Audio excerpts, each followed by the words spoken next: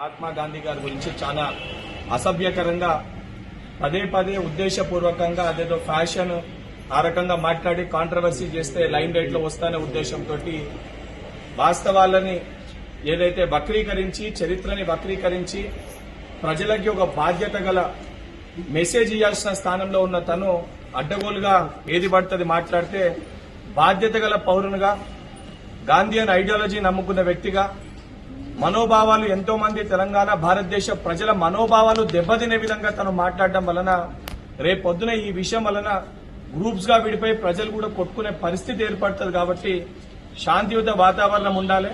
ఇటువంటి వ్యక్తులకి తగిన గుణపాఠం నేర్పించాలి. వాస్తవాలు అవాస్తవాలుగా చిత్రీకరించి ఫాదర్ ఆఫ్ ది నేషన్ గురించే తప్పుగా మాట్లాడితే వారిపైన చర్యలు చేపట్టాలని చెప్పి నిన్న సైబర్ క్రైమ్ లో ఆల్రెడీ తనపైన కంప్లైంట్ రిజిస్టర్ చేయడం జరిగింది.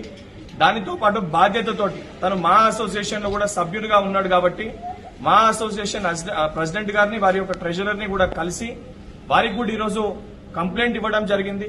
ఎందుకంటే ఇటువంటి వ్యక్తులు ఎవరైతే ఈరోజు మూవీ అంటే సమాజానికి ప్రాపర్ మెసేజ్ మంచిని ఏదైతే చెప్పే ప్రయత్నం చేయాలి, కానీ మన ఫ్రీడమ్ ఫైటర్స్ గురించి మనం ఏదైతే పూజించుకునే వ్యక్తుల గురించి ఈరోజు ఫాదర్ ఆఫ్ ది నేషన్ గురించి ఆ సభ్యులలో ఉన్న కొంతమంది ఈ రకంగా మాట్లాడడం వలన ఫిలిం ఇండస్ట్రీ పైనే ప్రజలకి నమ్మకం పోయే పరిస్థితి ఏర్పడుతుంది.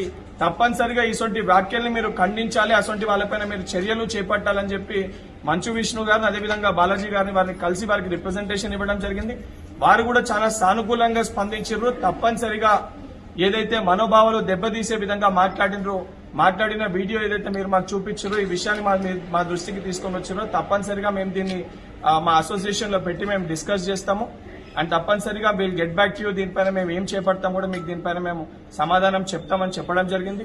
నేను మీడియా ద్వారా కూడా మరొకసారి ఫిలిం ఇండస్ట్రీలో ఉన్న పెద్దలకి ఎవరైతే ఈరోజు మోహన్ బాబు గారు కానీ బాలకృష్ణ గారు కానీ చిరంజీవి గారు పవన్ కళ్యాణ్ గారు నాగార్జున గారు ఎవరైతే పెద్ద ఫేసెస్ ఉన్నాయో ఫిలిం ఇండస్ట్రీలో ఇటువంటి విషయాలపైన మీరు కూడా స్పందించాల్సిన అవసరం ఉంది. ఏదైతే ఫాదర్ ఆఫ్ ది నేషన్ జాతి పిత గురించి ఒక వ్యక్తి మీ మధ్యలో యాక్ట్ చేసే వ్యక్తి ఈ రకంగా మాట్లాడితే ఆ మెసేజ్ ఏ రకంగా ప్రజలు తీసుకుంటారో మీరందరూ కూడా ఆలోచించాల్సిన బాధ్యత మీ పైన ఉంది.